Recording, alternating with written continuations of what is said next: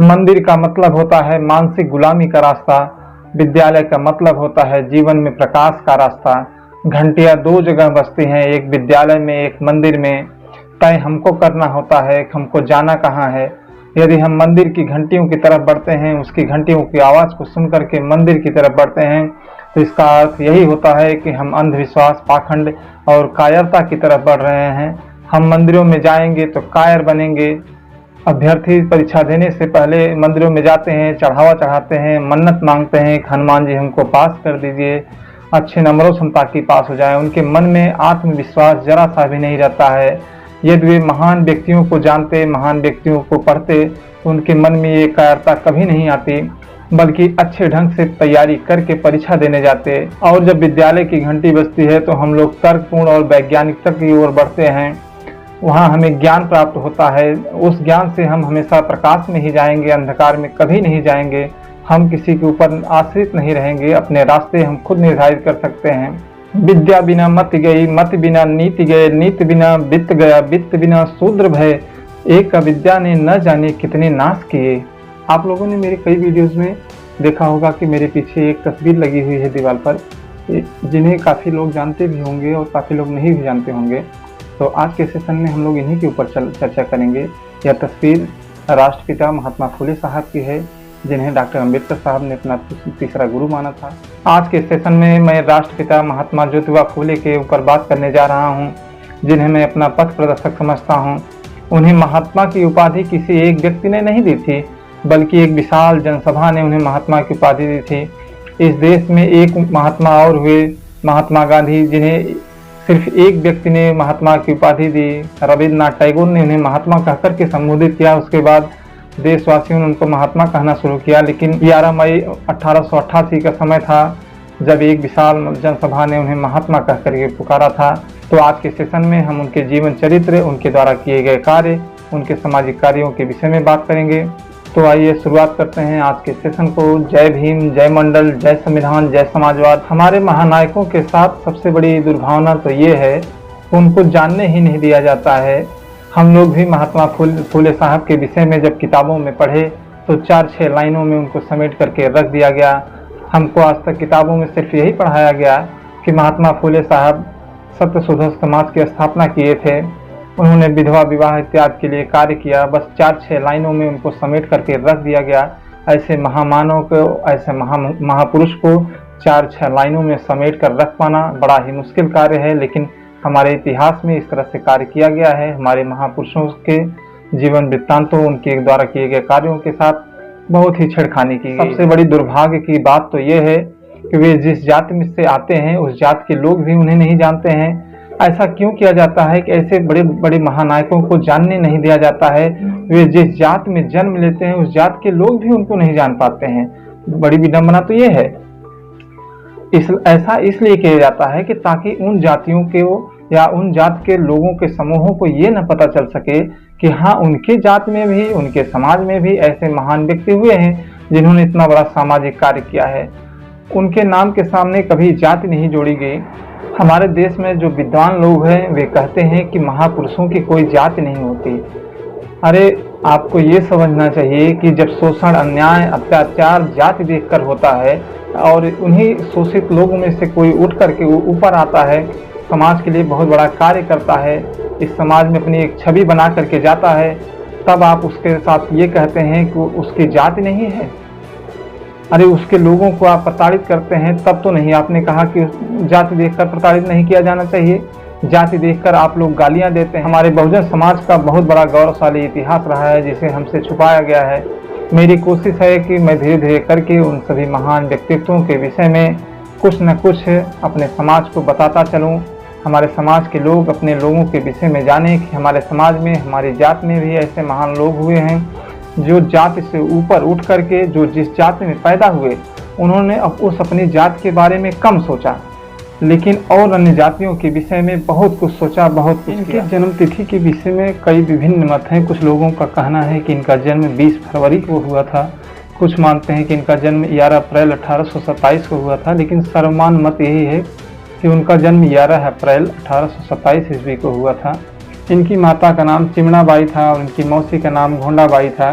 चिमनाबाई का विवाह पूना के गोविंदराव फुले से हुआ और घोंडाबाई का विवाह हड़पसर के क्षीर सागर कुल में हुआ था।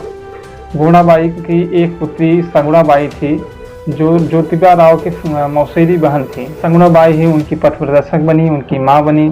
चूँकि जन्म के 9 माह बाद ही उनकी माँ की मृत्यु हो गई, सगुणाबाई ने ही उनकी देखभाल किया। चूँकि सगुणाबाई भी अपनी शादी के कुछ दिनों बाद ही विधवा हो गई थी और उस समय समाज में विधवा विवाह का प्रचलन नहीं था। हम लोग ज्योतिबा साहब के विषय में बात करने से पहले महाराष्ट्र की स्थिति परिस्थिति के बारे में जानेंगे कि किन स्थितियों परिस्थितियों के कारण माली घर में जन्मा एक सामान्य सा बच्चा इतनी बड़ी उपलब्धि हासिल किया, वे सब कौन से कारण थे।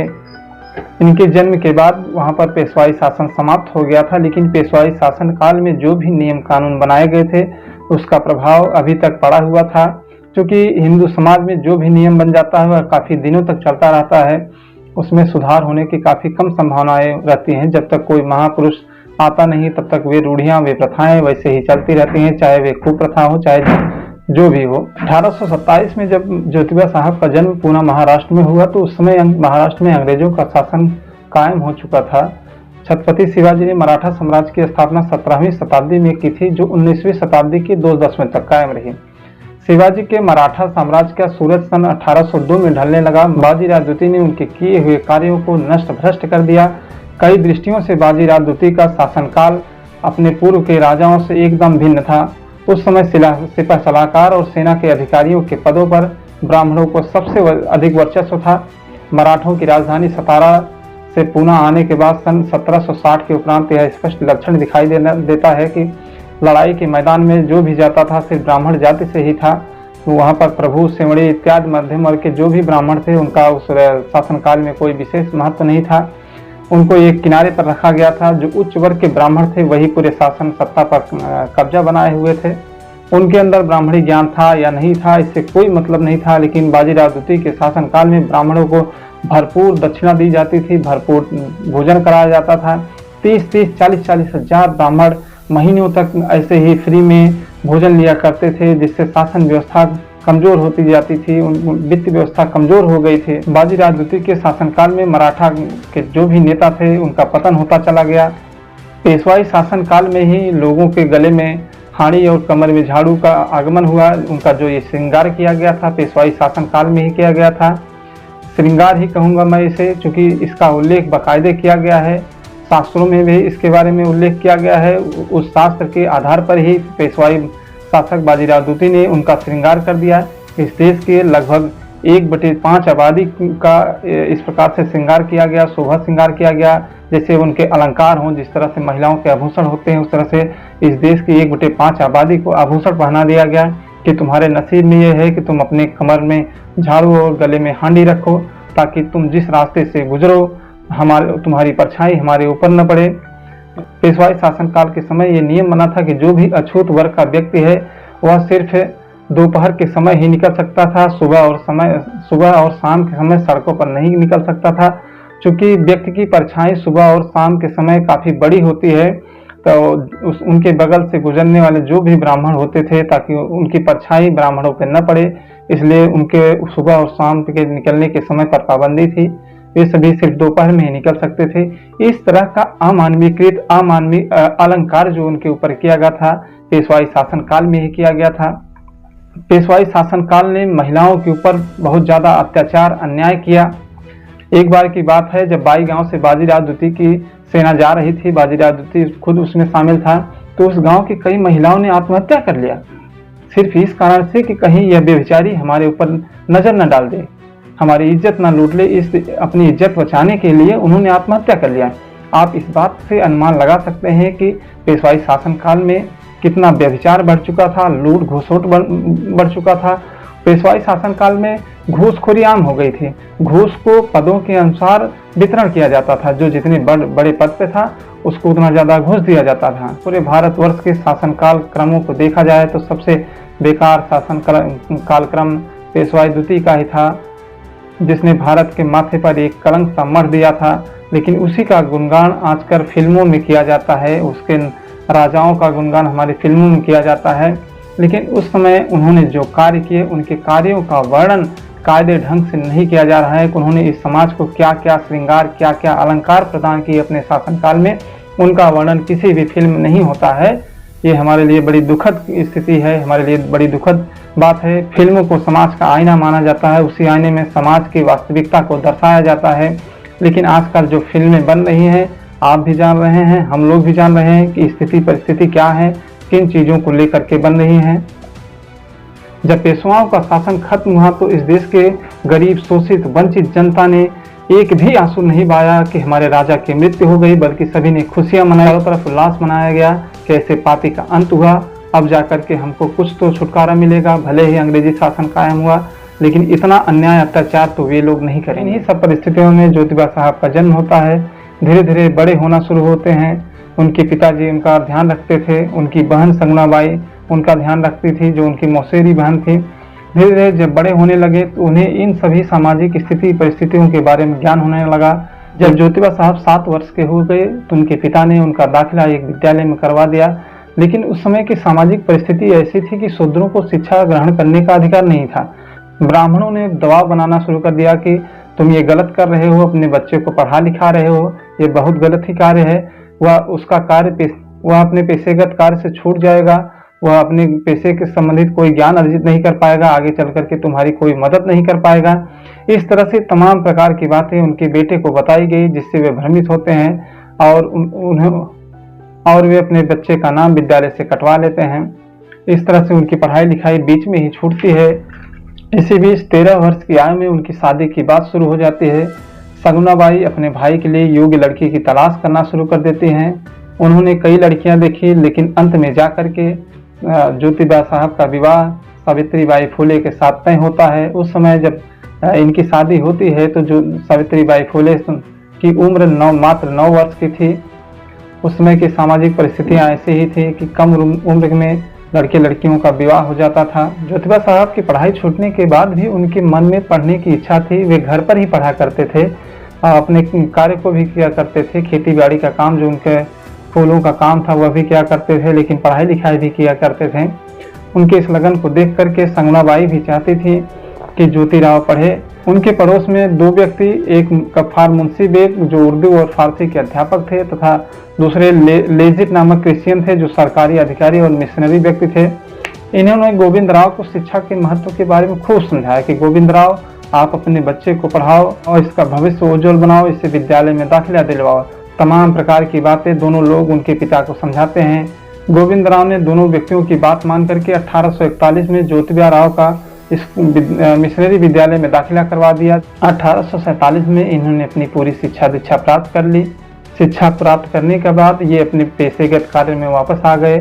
जो उस समय का पेशेगत कार्य था, इनका माली का कार्य था, उसी में अपने कार्य में वापस आ जाते हैं, अपने पिता का हाथ बटाना शुरू कर देते हैं। इसी बीच उनकी जिंदगी में एक नया मोड़ आता है जिसने इनके पूरे जीवन चक्र को बदल के रख दिया। जो एक सामान्य व्यक्ति से इन्हें कहां से कहां पहुंचा दिया, उसमें इस घटनाक्रम का बहुत बड़ा योगदान था। 1848 में इनके एक ब्राह्मण मित्र की शादी पड़ी हुई थी। इनको भी उनके मित्र ने निमंत्रण दिया था। काफी गहरी दोस्ती थी, जिस कारण इनको भी निमंत्रण मिला था। जब ये बारात में पहुंचते हैं, बारात चलना शुरू करती है। रास्ते में कुछ लोगों को जब पता चलता है कि अरे ये तो शूद्र का बालक है, ये माली का बालक है, ये हमारी बारात में कैसे आ सकता है। उसके पश्चात सभी ब्राह्मण लोग क्रोधित हो जाते हैं कि हमारी बारात में एक शूद्र का क्या काम है। लोग इनको डांट करके बारात से बाहर निकाल देते हैं। गनीमत तो ये होती है कि उनको पीटते नहीं हैं। दूल्हे के दबाव के कारण उनको पीटा नहीं जाता है, नहीं तो न जाने उस बारात में उनके साथ क्या सलूक किया जाता। जब भी वो वापस अपने घर आते हैं तो अपने पिता से सारी बात बताते हैं कि पिताजी, मैं ब्राह्मणों की एक बारात में गया था, मेरे साथ ये इस तरह से घटना घटी। उनके पिता ने उनको समझाया कि बेटा, हम लोग शूद्र हैं, वे उच्च जाति के ब्राह्मण हैं, उनका हमारा मुकाबला कभी नहीं हो सकता। हम नीचे पैदा हुए हैं, वे उच्च कुल में पैदा हुए हैं, हम उनकी सेवा के लिए पैदा हुए हैं, हम उनकी बराबरी नहीं कर सकते हैं। अपनी चीजों को समझो, अपनी जड़ों को पहचानो, तुम शूद्र हो, शूद्र का कार्य करो। लेकिन वे पिता की बातों से संतुष्ट नहीं होते हैं और मन में ठान लेते हैं कि मैं इस पूरी व्यवस्था को परिवर्तित करके ही दम लूंगा। इसके बाद उन्होंने देश विदेश के नायकों को पढ़ना शुरू कर दिया कि इन नायकों ने किस तरह से अपने समाज के लिए क्या कार्य किया। उस कड़ी में इन्होंने सर्वप्रथम मार्टिन लूथर को पढ़ा, जिन्होंने पोप फ्रांसिस को चुनौती दी थी, और अगली कड़ी में थॉमस पेन को पढ़ा। थॉमस पेन ने 1775 में अमेरिकी लोगों का ध्यान निग्रो लोगों की गुलामी की ओर आकर्षित किया। उन्होंने लिखा कि हर साल तुम हजारों गुलामों को खरीद फरोख्त करते हो, उन्हें गुलाम बनाने का अधिकार तुम्हें किसने दिया? जब तुम औरों को गुलाम बनाते हो तो कोई तुम्हें और गुलाम बनाता है, तुम्हें क्या कष्ट होता है? उस समय अमेरिका भी इंग्लैंड का गुलाम हुआ करता था और अमेरिका में ये प्रचलन था कि निगरों की खरीद फरोख्त होती थी। उन सभी चीज़ों को लेकर के, उनकी आज़ादी को लेकर के थॉमस पेन ने बहुत कार्य किया था। उनकी भी जीवनी ज्योतिबा साहब पढ़ते हैं। उसके बाद जॉर्ज वाशिंगटन जो अमेरिका के प्रथम राष्ट्रपति थे, उनके द्वारा किए गए कार्यों को वे जानकारी इकट्ठा करते हैं।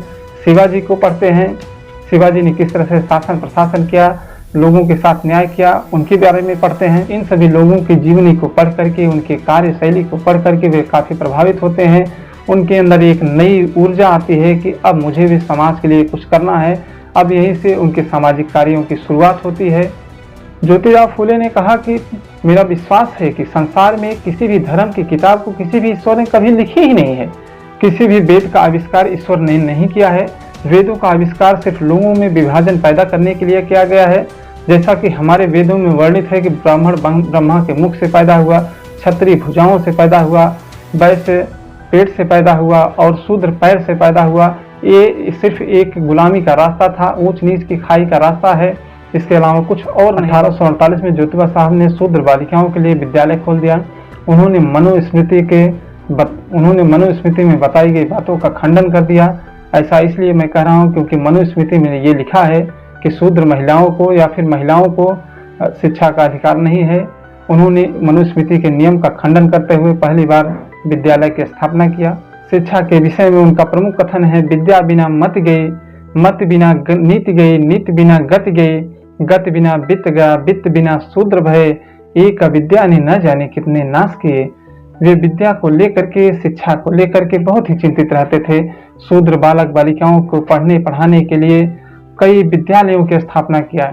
उनके शिक्षा दीक्षा के कार्य में उनकी पत्नी सावित्रीबाई फुले ने भी उनका खूब सहयोग दिया। क्योंकि सावित्रीबाई उस समय की सामाजिक परिस्थिति के कारण बस पढ़ लिख नहीं पाई थी, लेकिन जब उन्होंने शिक्षा देना शुरू किया तो सर्वप्रथम अपनी पत्नी को ही शिक्षा दिया। उनका मानना था कि यदि स्त्री शिक्षित हो जाएगी तो पूरे समाज को शिक्षित कर सकती है। क्योंकि पुरुष की शिक्षा की क्रांति या कोई भी क्रांति हो, दरवाजे पर जाकर के वहीं रुक जाती है। अंदर की क्रांति महिला को करनी होती है। एक महिला जब बच्चे को जन्म देती है, वही पूरे जीवन उस बच्चे के साथ रहती है, वही उसका लालन पालन करती है। शुरुआत में वही उस बच्चे को सिखाती है, जो भी सिखाती है वह उसके दिमाग में बैठ जाता है। यदि महिला शिक्षित रहेगी तो अपने महापुरुषों के किस्से कहानियाँ, उनकी वीरता की बातें अपने बच्चों को सुनाएगी। यदि महिला पाखंडवाद में डूबी रहेगी तो अपने बच्चे को वही पाखंडवाद की बातें ही बताएगी, तो बच्चा भी आगे चल करके उसी तरह से बनेगा। यदि महिला महापुरुषों के विषय में अपने बच्चे को बताएगी, उनको पढ़ाई लिखाएगी, तो वे भी उस तरह से जाकर के बनेंगे। इसीलिए ज्योतिबा साहब का मानना था कि महिलाओं की शिक्षा सर्वप्रथम होनी चाहिए, बाकी की बाद में हो, लेकिन महिलाओं की शिक्षा सर्वप्रथम हो। उन्होंने जो यह बीड़ा उठाया था शूद्र बच्चियों को पढ़ाने के लिए, ब्राह्मणी व्यवस्था को पच नहीं रहा था, वे सभी लोग काफ़ी क्रोधित थे ज्योतिबा साहब के कार्य को देख करके। एक दिन सभी लोग योजनाबद्ध तरीके से उनके घर पर जाते हैं, उनके पिताजी को समझाते हैं कि तुम्हारा बेटा धर्म विरुद्ध कार्य कर रहा है। यह तो तुम्हारा बेटा तो एकदम धर्म विरुद्ध कार्य कर रहा है। मनुस्मृति या किसी भी वेद पुराण में शूद्रों को शिक्षा ग्रहण करने का कोई अधिकार नहीं है। तुम्हारा बेटा लोगों को घूम घूम कर टहल टहल कर शिक्षा दे रहा है, यह धर्म विरुद्ध है। तुम सनातनी व्यक्ति हो, तुम्हारा धर्म भ्रष्ट हो जाएगा यदि इस तरह से किया जाएगा तो। उसके बाद उनको भड़का करके वे सभी चले आते हैं घर पे अपने। शाम को जब ज्योतिबा साहब और उनकी पत्नी विद्यालय से वापस आते हैं तो उनके पिताजी पूछते हैं कि ज्योतिबा तुम ये क्या कर रहे हो, धर्म विरुद्ध कर रहे हो। ज्योतिबा ने पूछा कि पिताजी मैं क्या कर रहा हूँ। उन्होंने कहा कि तुम शूद्र बच्चों को शिक्षा क्यों दे रहे हो। शूद्र बच्चियों को जब वेद पुराणों में शिक्षा देना मना किया गया, तुम शिक्षा क्यों दे रहे हो। तो उन्होंने कहा कि पिताजी यदि शिक्षा देना कोई गलत कार्य है तो मैं ऐसे वेद पुराण को कतई नहीं मानता हूँ। पिताजी ने कहा तुम धर्म भ्रष्ट हो गए हो, तुम्हारे लिए मेरे घर में कोई जगह नहीं है, तुम मेरे घर से निकल जाओ। यदि हम और आप उनकी जगह पे होते तो शायद हम लोग कहते कि हम लोग कहीं बाहर जाएंगे तो कहाँ हमको आसरा मिलेगा, घर छोड़ करके नहीं जाते। लेकिन धन्य है ज्योतिबा साहब और माँ सावित्रीबाई फुले जिन्होंने उसी क्षण घर परिवार को छोड़ दिया, उस मोह माया को त्याग दिया। ये भी नहीं सोचा कि यहाँ से निकलने के बाद हमारा आश्रय कहाँ बनेगा, हम रहेंगे कहाँ, करेंगे क्या। लेकिन उन्होंने अपने क्रांति को न रोकते हुए घर को त्याग दिया और वहां से चले जाते हैं। लेकिन उनका सहयोग एक मुस्लिम परिवार करता है। माँ फातिमा शेख उनको अपने परिवार में रहने के लिए जगह देती हैं और उनके साथ साथ शिक्षा की क्रांति में उनका सहयोग भी करती हैं। जब ज्योतिबा साहब के विषय में बात की जा रही हो, उनकी पत्नी की बात न की जाए, चाहे सावित्रीबाई फुले के विषय में बात न की जाए, तो उनके जीवन में अधूरापन सा नजर आएगा। इसलिए हम लोग ज्योतिबा साहब के विषय में आज तो बात कर रहे हैं, उसमें थोड़ी सी बात सावित्रीबाई फुले के विषय में भी करेंगे और किसी अन्य वीडियो में उनके ऊपर विस्तृत रूप से चर्चा की जाएगी। लेकिन उनके विषय में आज थोड़ी सी चर्चा होगी। जब ज्योतिबा फुले ने एक विद्यालय खोला, उसमें पढ़ाने के लिए उनको शिक्षक नहीं मिल रहे थे, तो इसके लिए उन्होंने अपनी पत्नी को पढ़ाया और उसमें प्रथम अध्यापिका के रूप में उनकी नियुक्ति की। हम लोग आज विद्या की देवी के रूप में सरस्वती की पूजा करते हैं, लेकिन सरस्वती ने विद्या के लिए क्या किया ये तो हमको नहीं पता है। लेकिन हाँ, सावित्रीबाई फुले ने क्या किया हम लोगों को पता है। यदि शिक्षा का जनक मानना ही है तो हमको सरस्वती को न मान करके सावित्रीबाई फुले को मानना चाहिए, क्योंकि सावित्रीबाई फुले ने तमाम प्रकार के कष्टों को सहते हुए बालिकाओं के शिक्षा का कार्य किया। सरस्वती ने क्या कार्य किया महिलाओं की शिक्षा को लेकर के और अन्य की शिक्षा को लेकर के सरस्वती ने क्या कार्य किया ये पता नहीं है। उनकी पूजा किसके कहने पर विद्यालयों में की जाती है ये पता नहीं है। यदि कोई RTI लगा करके पूछा भी जाता है तो कोई जवाब सरकार नहीं दे पाती है कि किसके कहने पर उनकी पूजा होती है, उन्होंने कहाँ से PhD की, उन्होंने क्या क्या समाज को दिया, पता नहीं, कोई बता नहीं सकता। शिक्षा की देवी तो सरस्वती थी, लेकिन जब तक डॉक्टर अंबेडकर और सावित्रीबाई फुले, ज्योतिबा फुले तमाम प्रकार के महान समाज सुधारक नहीं आए, तब तक सरस्वती ने भी इस समाज को शिक्षा नहीं दिया। शूद्र समाज को शिक्षा से उन्होंने भी वंचित रखा, लेकिन जब ये लोग आ गए उन्होंने भी शूद्र समाज को शिक्षा देना शुरू कर दिया। पता नहीं लोगों की क्या मानसिकता है, क्या समझते हैं लोग। लेकिन अपने तर्कों से खुद लोगों को सोचना चाहिए कि इसके पहले यदि सरस्वती जी शिक्षा की देवी थी तो उन्होंने शूद्रों को शिक्षा देने का कार्य क्यों नहीं किया, उन्होंने ये विभाजन क्यों किया। वो तो देवी थी, वो तो सबके समान, सबके लिए समान थी। जिस तरह से आज समान शिक्षा वे प्रदान कर रहे हैं सभी शूद्रों को, उस समय भी प्रदान करना चाहिए था। लेकिन इन महापुरुषों के आने के पहले तो उन्होंने शिक्षा प्रदान नहीं किया। इसलिए मैं सरस्वती को शिक्षा की देवी नहीं मानता हूँ, बल्कि सावित्रीबाई फुले, फातिमा शेख को मैं शिक्षा की देवी मानता हूँ। शिक्षा की आदि जननी मैं सावित्रीबाई फुले, फातिमा शेख को मानता हूँ, जिन्होंने शूद्र महिलाओं और बालिकाओं के लिए शिक्षा का कार्य किया। जब वे पढ़ाने जाती थी, गलियों में लोग उनके ऊपर गोबर फेंका करते थे, कीचड़ फेंका करते थे। वे अपने साथ जब पढ़ाने जाती थी तो 2 साड़ी लेकर के जाती थी। विद्यालय में पहुंचने पर अपनी साड़ी बदल करके दूसरी नई वाली साड़ी पहनती थी, तब बच्चों को पढ़ाती थी। फिर रास्ते से जब वापस आती थी तो उनके ऊपर फिर गोबर फेंका जाता था। रास्ते जब घर पे आती हैं तब जाकर के दोनों वस्त्रों को पुनः धुलती थी, फिर वही प्रक्रिया सुबह में अपनाती थी। उन्होंने अपनी कविता में लिखा कि वे सभी लोग मेरे ऊपर कीचड़ गोबर फेंकते गए और मैं उनके दिमाग का कीचड़ और गोबर साफ करती चली गई शिक्षा के माध्यम से। इस तरह से माँ सावित्रीबाई फुले ने ज्योतिबा साहब के कार्यों में उनका भरपूर सहयोग दिया, उनको सफल बनाने में भरपूर सहयोग दिया। 24 सितंबर 1875 को इस समाज में जो भी कुरीतियाँ थी उनको लेकर के ज्योतिबा साहब ने एक समाज का गठन किया, जिसका नाम सत्यशोधक समाज उन्होंने रखा। सत्यशोधक समाज के माध्यम से उन्होंने इस समाज में फैली कुरीतियों को दूर करने का कार्य करने का प्रयास किया। सत्यशोधक समाज का उद्देश्य था शूद्रों और अतिशूद्रों को ब्राह्मणी धर्म ग्रंथों के प्रभाव से मुक्ति दिलाना, जिसके कारण ब्राह्मण लोग उनको दास्ता की हालत में रखते थे। उन्हें शिक्षा का अधिकार दिलाना, उन्हें शिक्षित करना। संस्था के सदस्यों ने प्रचार प्रसार करना शुरू किया। उनकी भाषा आम जनता की भाषा हुआ करती थी। उनका प्रचार स्थल खेत खलियान हुआ करता था। सत्यशोधक समाज के प्रचारक की वर्दी एक कंबल, एक साफा, एक धोती होती थी तथा हाथ में एक ढोल होता था। वे किसानों को उनके कर्ज में डूब जाने का कारण बताते थे और ब्राह्मणों द्वारा थोपे गए निषेध व कर्मकांडों के बारे में बताते थे, जो ब्राह्मण उनके मस्तिष्क में जमा किए थे, जिनसे गरीब किसानों की थोड़ी सी पूंजी भी ब्राह्मण चालाकी से निकाल लेते थे। शूद्रों के बच्चों को विद्यालय भेजने के लिए समझाते थे, जिससे वे समझ सकें कि विद्यालय का क्या महत्व है, नियम कानून का क्या महत्व है। इस तरह से घूम घूम करके सत्यशोधक समाज के लोग प्रचार प्रसार किया करते थे। 1873 में उनकी एक पुस्तक आती है जिसका नाम गुलामगिरी है। उसके आते ही पूरे समाज में हाहाकार मच जाता है, ब्राह्मणी व्यवस्था चरमरा जाती है। सभी ब्राह्मण चारों तरफ से चिल्लाना शुरू कर देते हैं कि ये ज्योतिबा राव क्या कर रहे हैं, पूरे धर्म को भ्रष्ट करने पर तुले हुए हैं, ब्राह्मणों को गाली दे रहे हैं। तमाम पत्र पत्रिकाओं में इनके खिलाफ लिखा जाता है कि ये ज्योतिबा राव फुले गलत कर रहे हैं। जो भूचाल मचा हुआ था इस कारण मचा हुआ था कि उन्होंने एक किताब गुलामगिरी लिख दी थी, जिसमें उन्होंने धर्म और अंधविश्वास और पाखंड के ऊपर करारा प्रहार किया था। और इस किताब के विषय में मैं एक अलग से सेशन में, एक अलग वीडियो में इसके ऊपर चर्चा करूंगा। हो सकता है 2 या 3 वीडियो लग जाए, लेकिन इस किताब की विस्तृत व्याख्या मैं जरूर करूंगा, क्योंकि इस किताब का महत्व हमारे जीवन में बहुत बड़ा है। आज के समय में जितना हम अंधविश्वास में डूबे हुए हैं, वैसे समय में इस किताब का महत्व बहुत बढ़ जाता है। इसलिए मैं इस पर एक विस्तृत व्याख्या करूंगा। सत्यशोधक समाज संस्था के कार्यों में बहुत से कार्य जुड़े हुए थे, जिन पर एक एक पॉइंट वाइज मैं बात करूंगा। सत्यशोधक समाज ने विधवा विवाह को खूब प्रोत्साहित किया। नारी वर्ग की अधोगति से ज्योतिबा राव काफी खिन्न थे। उनका ध्यान विधवा महिलाओं के विपन्न अवस्था पर गया। उन्होंने अपने ज्ञान और अनुभव से जाना कि ब्राह्मण वर्ग व उनकी नकल करने वाले अन्य उच्च वर्णीय लोगों में विधवा विवाह का निषेध है। ब्राह्मण लोग विधवा स्त्री के चाहे वह बाल विधवा ही क्यों न हो, सिर के बाल नाई को बुलवा करके छिलवा देते थे, और बाल भी छिलवाया जाता था तो चमड़ी सहित छिलवाया जाता था। ये कितनी असहनीय, कितनी पीड़ा होती थी, इसे आप स्वयं महसूस कर सकते हैं। ज्योतिबा राव ने विधवा विवाह को प्रोत्साहित करने के लिए 8 मार्च 1860 को एक ब्राह्मणी लड़की का विवाह उन्हीं की जाति के एक विधुर लड़के से करवाया। उनके द्वारा करवाया गया यह प्रथम विधवा विवाह था।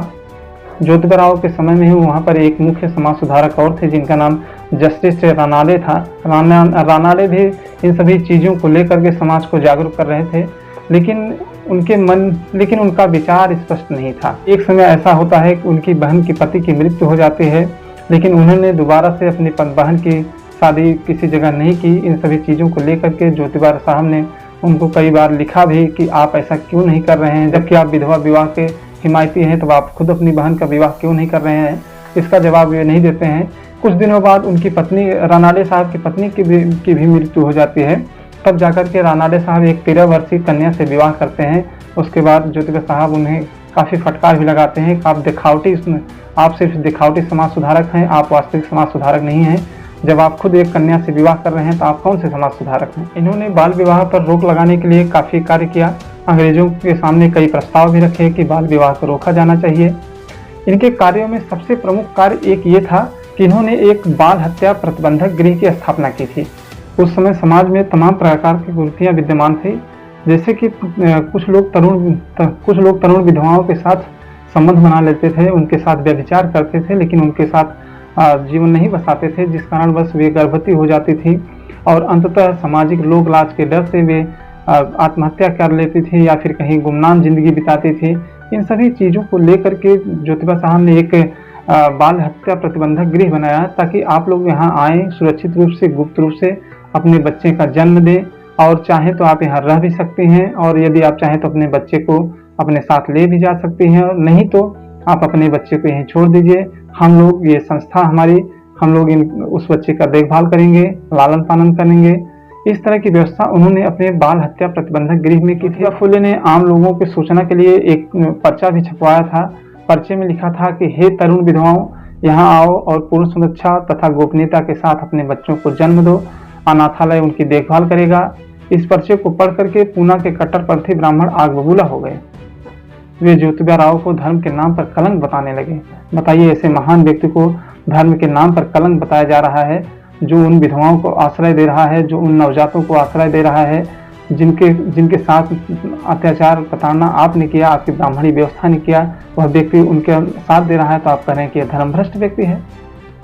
हमारे समाज की मानसिकता, हमारे समाज की सोच भी गजब की है, हमारे समाज के लोग भी गजब के हैं। एक बार की बात है, जब काशीबाई नाम की एक महिला इस तरह के व्यभिचार का शिकार हुई, तो नदी के पुल पर खड़ी होकर के नदी में कूद करके अपनी जान देने जा रही थी। तभी वहाँ फूले दंपत्ति वहाँ से गुजर रहे थे, तो उन्होंने उस महिला से ऐसा करने का कारण पूछा। तो उसने बताया कि मेरे पेट में 6 माह का बच्चा है, मैं जाति की ब्राह्मण हूँ, लेकिन अब मैं अपने जाति में नहीं जा सकती हूँ, इसलिए मैं आत्महत्या कर रही हूँ। उसके बाद फूले दंपत्ति ने उनको समझाया कि आप ऐसा मत करिए, हमने इस तरह के लोगों के लिए एक व्यवस्था बनाई हुई है, आप हमारे घर चल करके वहाँ पर रहिए, आप हम अपने बच्चे को हमारे यहाँ पैदा कर सकती हैं। उसके बाद आपकी इच्छा कहे तो आप अपने बच्चे के साथ जा सकती हैं या हमारे यहाँ रह सकती हैं। तो इस तरह से उनको बताते हैं और काशीबाई नामक ब्राह्मणी को अपने घर लेके आते हैं। और उसके बाद और उसके बाद काशीबाई के कोख से एक बच्चे का जन्म होता है, जिसके बाद ज्योतिबा फुले उसका नाम यशवंत रखते हैं। बाद में उसी यशवंत को ज्योतिबा फुले और सावित्रीबाई फुले मिल करके गोद ले लेते हैं। क्योंकि फुले दंपत्ति को कोई पुत्र नहीं था, इसलिए उन्होंने उस बच्चे को गोद ले लिया। जिस ब्राह्मणी व्यवस्था को उन्होंने जीवन में भर विरोध किया और उसी जात की महिला के साथ उन्होंने इतना न्यायपूर्ण कार्य किया और उस बच्चे को भी अपना लिया। ऐसे महामानव को हम लोग नमन करते हैं। ऐसे महामानव हमारे समाज में हुए। उनके कार्यों की श्रेणी में अगला कार्य था सती प्रथा पर रोक लगाना। उस समय समाज में यह किंवदंती व्याप्त थी कि पति की मृत्यु के बाद पत्नी को भी आग में जल जाना होता था, चाहे उसकी इच्छा हो चाहे ना हो, लेकिन समाज के दबाव में उसे जलना ही पड़ता था। पता नहीं किस वेद पुराण में लिखा या कौन से नियम कानून के तहत यह सती प्रथा कानून लागू हो गया कि पति मर जाए तो पत्नी जल जाए, लेकिन पत्नी के मरने पर पति न जले। यह एक पक्षीय निर्णय था जो इस पितृसत्तात्मक प्रधान देश ने महिलाओं के ऊपर थोप दिया। इस देश ने हमेशा से ही महिलाओं को गुलाम बनाने का कार्य किया है, चाहे वे महिलाएं किसी भी जात की रही हों, लेकिन उनके ऊपर हमेशा से अन्याय अत्याचार किया गया है। हमेशा से महिलाओं के नाम की ही गालियां दी जाती हैं। कोई भी गाली हमारे समाज में पुरुषों के नाम से नहीं दी जाती है। हमारे समाज में जितनी भी गालियां हैं महिलाओं के नाम से बनी हुई हैं। महिलाओं को संबोधित करके गाली देना हो, किसी को गाली देना हो तो महिलाओं के नाम से संबोधित करके दिया जाता है। आप खुद अनुभव करके देख लीजिए कि हमारे समाज में जो भी गालियां व्याप्त हैं, जो भी गालियां दी जाती हैं, किसके नाम पर दी जाती हैं। ज्यादातर गालियां महिलाओं के नाम पर ही हैं। हमारा समाज पितृसत्तात्मक समाज हो गया है। ये इसे अपना बखान करना सिर्फ अच्छा लगता है, पुरुष का ही बखान करना उससे अच्छा लगता है। यदि किसी महान महिला का यदि कोई महान महिला है उसका बखान करना है, उसमें भी पुरुषों का ही नाम जोड़ करके आगे रखा जाता है। जैसे यदि रानी लक्ष्मीबाई का वर्णन करना हो तो उसमें कहा जाता है कि खूब लड़ी मर्दानी, वह तो झांसी वाली रानी थी। यहाँ पर भी मर्दानी शब्द का ही उल्लेख हुआ है। उस महिला का जो है उल्लेख मर्दों से जोड़ा गया कि मर्दों की तरह वह लड़ी। यहाँ पर यदि किसी को नपुंसक कहना हो, कहता है कि चूड़ियां पहन के बैठ जाओ, यानी कि जो चूड़ी पहनता है वह नपुंसक होता है, उसमें उसके अंदर कोई हिम्मत नहीं होती है। ये महिलाओं के लिए सबसे बड़ी गाली है जो अक्सर आए दिन हमेशा बड़े बड़े लोग देते हैं, बड़े बड़े मंचों से कहते हैं कि तुम चूड़ियां पहन के घर में बैठ जाओ। ये हमारे समाज की बहुत बड़ी विडंबना है। हमें सोचना चाहिए कि हम किस तरफ बढ़ रहे हैं। एक तरफ स्त्री विमर्श की बात करते हैं, बड़े बड़े मंचों पे हम लोग स्त्री की चर्चा करते हैं, लेकिन हम लोग हमेशा गालियां देते हैं तो उन्हीं के नाम की कार्यों की अगली श्रेणी में उन्होंने अछूतों के लिए पानी की व्यवस्था करवाया। महार, मांग, चमार, चांडाल, जो भी तेज व्यक्ति थे इस समाज के, उन लोगों को पानी पीने का अधिकार नहीं था। जो सार्वजनिक तालाब या जलाशय थे या कुएं थे वहां पर वे लोग पानी नहीं पी सकते थे। इन सभी चीजों को लेकर के महात्मा ज्योतिबा फुले ने ही सर्वप्रथम अपने घर के हौज को सभी लोगों के लिए खोल दिया, चाहे किसी भी जाति वर्ण के हो। उन्होंने कहा कि मेरे हौज पर सभी लोग पानी पी सकते हैं। इस तरह की व्यवस्था महात्मा ज्योतिबा फुले साहब ने किया। किसानों और मजदूरों को लेकर के उन्होंने काफी कार्य किया। किसानों को लेकर के, उनकी दिनहीन स्थिति को लेकर के कि किसान कितनी मेहनत से कमाता है और अंत में एक ब्राह्मणी व्यवस्था के कारण वह अपना सारा पैसा किसी चढ़ावे के रूप में या पूजा के रूप में खर्च कर देता है। इन सभी चीजों का उन्होंने गहनता से अध्ययन किया कि किस तरह से लोग आपस में लड़ मर रहे हैं और न्यायालयों में जा करके अपने पैसे को ही लुटा दे रहे हैं और उन पैसों को कौन उपयोग कर रहा है। इन सभी चीजों को लेकर के उन्होंने एक किताब भी लिखी, किसान का कोड़ा नाम से उन्होंने किताब लिखी। उसका भी विस्तार पूर्वक मैं वर्णन करूंगा, क्योंकि इस समय की जो स्थिति है किसानों की, वो हर किसान को उस किताब को जरूर पढ़ना चाहिए जो मध्यम वर्गीय परिवार से आता है, कि वे अपने पैसे का उपयोग किस तरह से सही ढंग से करें। इतनी मेहनत से जो कमाते हैं, दिन रात मेहनत करके, वे लोग किसी के बहकावे में आकर के, तमाम प्रकार के पाखंडों में आकर के अपनी गाड़ी कमाई को लुटा देते हैं। उन लोगों को ये किताब जरूर पढ़नी चाहिए। मैं उस किताब पर विस्तृत एक वीडियो बनाऊंगा। उन्होंने उस किताब में क्या क्या वर्णन किया है मैं उस पर भी विस्तृत रूप से वर्णन करूंगा। शराबबंदी, जुआ, नशा, इन सभी चीजों को लेकर के तमाम चीजों पर ज्योतिबा साहब ने कार्य किया। उनके कार्यों की एक लंबी श्रृंखला है जिनको एक वीडियो में बता पाना काफी मुश्किल कार्य है। किताब ज्योतिबा साहब ने कई किताबें भी लिखी है, जिसमें तृतीय रत्न नामक एक नाटक लिखा है, वो 1855 में उन्होंने लिखा। इसमें ये मराठी भाषा में लिखी गई थी। इसमें बताया गया है किस तरह से एक ब्राह्मण व्यक्ति आता है और किसान के पैसे को ग्रह नक्षत्र की तमाम प्रकार की खामियां बता करके बताता है कि तुम्हारे जीवन में ये ग्रह हैं, नक्षत्र हैं, ये समस्याएं हैं, इसको ठीक करना है, इस तरह से पूजा पाठ करवाना होगा। तो उन सभी चीजों को लेकर के उन्होंने एक नाटक लिखा जिसका नाम तैतीस रत्न है। उस पर भी चर्चा होगी किसी वीडियो में। छत्रपति शिवाजी की वीरता को लेकर के उन्होंने किताब लिखी, छत्रपति राजा शिवाजी भोसले का पवाड़ा। और एक किताब लिखी ब्राह्मणों की चालाकी, किस तरह से ब्राह्मण क्या क्या चालाकियां करते हैं, किस तरह से किसानों का पैसा लूटते हैं, उसके बारे में लिखा। और एक गुलामगिरी 1873 में गुलामगिरी लिखी, इसके बारे में मैंने आपको बता दिया। उसके बाद किसान का कोड़ा नामक किताब लिखी, इसके बारे में मैंने आपको बताया। इन सभी किताबों पर विस्तृत रूप से अलग अलग वीडियो में चर्चा होगी। और एक किताब अछूतों की कैफियत लिखा, इसमें उन्होंने शूद्रों, अछूतों, अति दलितों के विषय में, उनके दर्द के विषय में विस्तृत वर्णन। उनके जीवन की एक महत्वपूर्ण घटना मैं बताता हूँ। जब वे विद्यालयों को तेजी से खोल रहे थे, शिक्षा का तेजी से प्रचार प्रसार कर रहे थे, तो ब्राह्मणों को जलन होना शुरू हो गया। तो उन्होंने प्लान किया कि किस तरह से ज्योतिबा साहब को रोका जाए। ज्योतिबा को तमाम प्रकार से, तमाम विधियों से रोकने का प्रयास किया। जब उनके पिता से कहा तो उन्होंने घर छोड़ दिया और तमाम तरीकों से रोकने का प्रयास किया, लेकिन वे रुकने का नाम नहीं ले रहे थे। उनकी पत्नी के ऊपर गोबर कीचड़ फेंकवाया, लेकिन वे तब पर भी रुकने के लिए तैयार नहीं हुए। लास्ट में सभी ब्राह्मणों ने मिलकर के ये योजना बनाई कि अब इनको जान से मरवा दिया जाए। ब्राह्मणों ने उनको मारने के लिए 2 व्यक्ति किराए पर बुलवाए थे। एक का नाम रोडे और दूसरे का नाम नामदेव था, जो कुम्हार जाति से थे। उनको, जो बाद में आगे चल के ढोंढू नाम से विख्यात हुए। मध्य रात्रि के समय दोनों लोग जाते हैं। ज्योतिबा साहब अपने घर पे सोए हुए थे। वे दोनों अंदर प्रवेश करते हैं कमरे में, और जब कुछ आहट पाते हैं, ज्योतिबा साहब उठते हैं, देखते हैं 2 लोग खड़े हैं, उनके हाथ में हथियार है। वे पूछते हैं कि आप लोग कौन हैं, यहाँ क्यों आए हैं? तो दोनों बताते हैं कि हम लोग आपको मारने के लिए आए हैं, हमें पैसे दिए गए हैं इसके लिए। तो ये पूछते हैं कि आपको कौन पैसे दिया है? तो ये बताते हैं कुछ ब्राह्मण लोगों ने आपको मारने के लिए हमें किराए पर लिया है और हम लोगों को पैसा दिया है। तो उन्होंने पूछा कि आपको कितना कितना रुपए दिया गया है इसके लिए? तो उन्होंने बताया कि हमको 1,000 रुपए मिला है आपको मारने के लिए। उसके बाद ज्योतिबा साहब कहते हैं कि मेरा परम सौभाग्य होगा कि मैं किसी गरीब दलित के काम आऊं, आप लोगों के काम आऊंगा। आप लोग मुझे मार सकते हैं, कोई दिक्कत नहीं, आप लोग अपनी अपनी तलवार चलाइए, मेरी गर्दन कट जाएगी, आप लोगों को 1,000 रुपए मिल जाएगा, आप लोगों का परिवार चलेगा।